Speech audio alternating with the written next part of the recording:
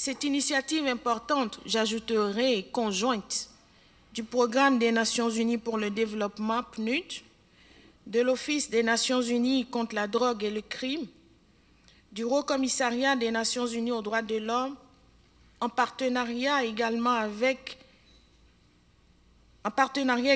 l'Unité de lutte contre la corruption, ILCC, l'Académie de formation et de perfectionnement des cadres et le programme Spotlight, constituent à bien d'égards une étape essentielle et fortement nécessaire dans la prévention et la lutte contre le fléau, ce fléau généralisé qui est la corruption en Haïti. Ce fléau n'est pas juste l'apanage de la nation haïtienne. C'est un fléau mondial qui n'épargne aucun pays, qui n'épargne aucun continent. Il affecte tant les institutions que les citoyens et doit être abordé avec des solutions impliquant l'ensemble de la société. C'est pourquoi je me félicite et je me réjouis de votre participation ce matin, combien déterminante, pour pouvoir avoir des discussions fructueuses autour de cette problématique. Au-delà des efforts réalisés au niveau institutionnel, il est impératif que chacun d'entre nous prenne un rôle actif dans cette lutte, et cela inclut une attention particulière des femmes, des jeunes et aussi des hommes. Nous devrons tous suivre une démarche proactive dans le combat contre ce mal profond qui ruine le développement et la réalisation des objectifs de développement durable. Comme l'a souligné le secrétaire général des Nations Unies, Antonio Guterres, la corruption peut être un déclencheur de conflits. Et lorsque le conflit fait rage, la corruption prospère. De ce fait, cet axe programmatique touche véritablement au fondement de la Charte des Nations Unies et s'inscrit au cœur de l'agenda central de l'ONU. Alors que cette année, nous célébrons le 20e anniversaire de la Convention des Nations Unies contre la corruption, il est nécessaire de mentionner que chaque effort déployé par les Nations Unies, et bien entendu, y compris les acteurs étatiques et non étatiques, vise à combattre la corruption et s'inscrit dans le cadre fourni par cette Convention des Nations Unies contre la corruption, tout en engageant toutes les sphères de la société dans cette bataille cruciale. Qui dit bataille cruciale voudrait dire des réponses agressives et osées et audacieuses. Comme l'a mentionné le président de la Cour de cassation, la justice en Haïti est actuellement malade. Il est de notre responsabilité à nous tous, ceux qui sont présents dans cette salle, ceux qui nous écoutent, ceux qui sont connectés également, de trouver une voie commune, non seulement pour traiter les symptômes immédiats de ce phénomène et atténuer à court terme ses effets pour le fonctionnement effectif de l'appareil judiciaire, mais aussi pour engendrer un changement profond au profit des justiciables et de l'ensemble des citoyens haïtiens.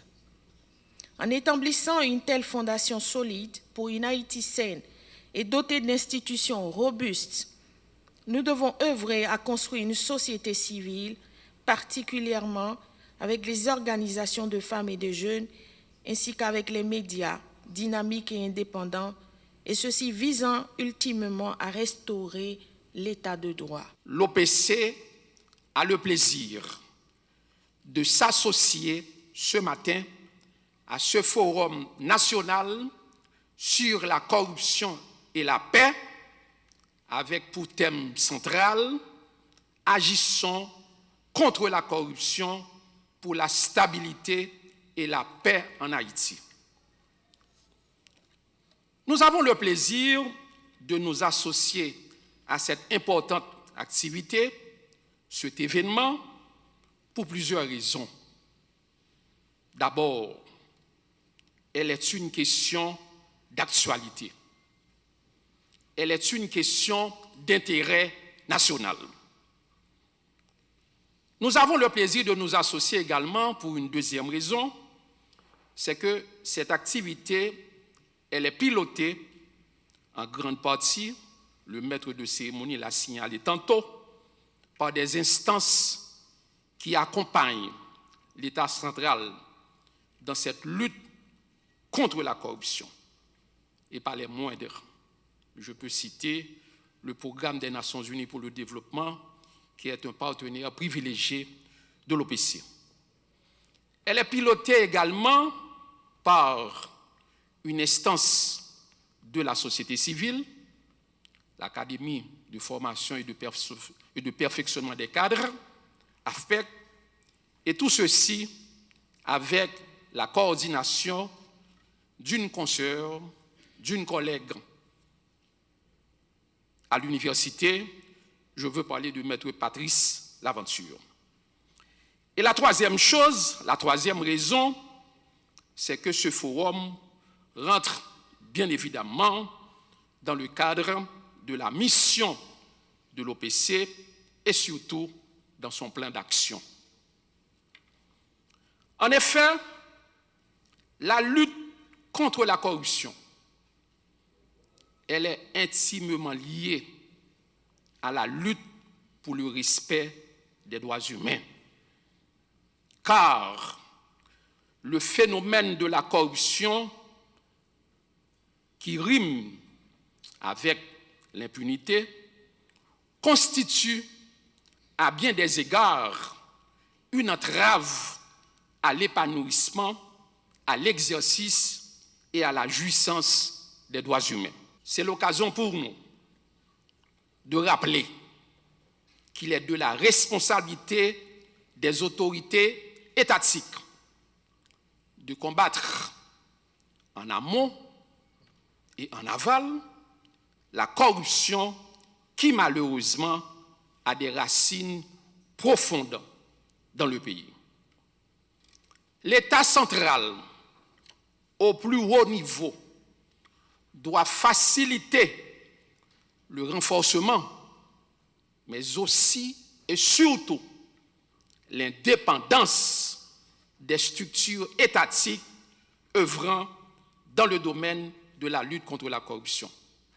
Le LCC, l'UCREF, les parquets, pour ne citer que ces instances.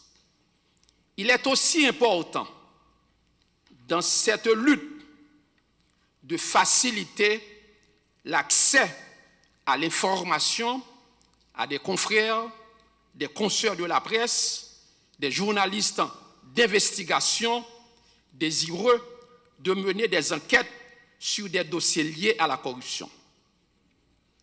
Et dans ce contexte, l'OPC salue le travail de l'ULCC sous les commandes de son directeur général, qui a jugé nécessaire, important, d'élaborer un avant-projet de loi portant sur le libre accès à l'information.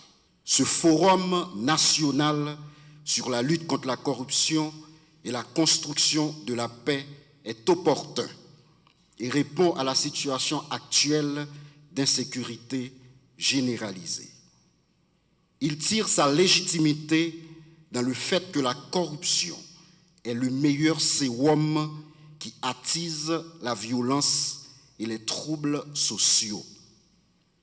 La particularité des liens entre les deux phénomènes est que la corruption est à la fois la conséquence de l'instabilité et des conflits et se veut du même coup un facteur déterminant de leur amplification.